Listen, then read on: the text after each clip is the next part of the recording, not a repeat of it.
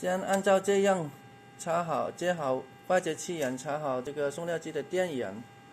以及接好这里的管以及电批的管接好之后，然后你看一下气压表，气压表我们要求是只针只剩5这个位置才能正常工作的，太低了可能就不行。然后装好之后，先不要倒螺丝进去，先双击一下这个闸头有没有像我这样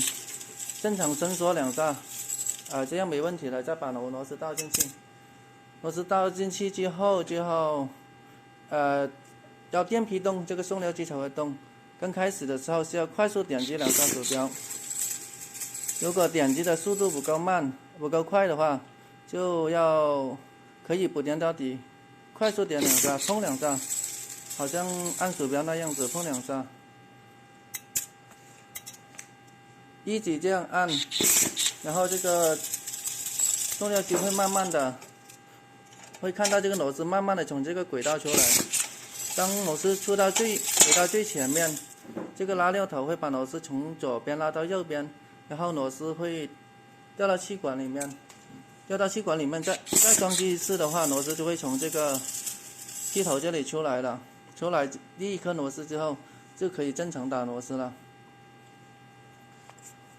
正常打螺丝的时候，我们像平时一样打螺丝，按这个电批不放，直到它停止。但是停止之后，不要立马松开电批的开关，是要提起来再松开，这时候它会自动送一颗螺丝出来。如果打紧之后立马就松开的话，会造成这里堵螺丝的，因为它已经堵住这个口了。这样子，如果堵螺丝了之后，堵了很多螺丝之后，我们不能继续按了，继续按的话，这里会越堵越多，我们要把它清理开掉。清理开的办法就是用这手把这个闸头捏开，好像捏那个镊子一样，捏开之后双击电批，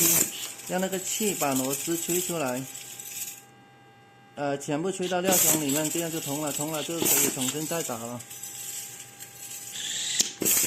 基本操作就是这样的。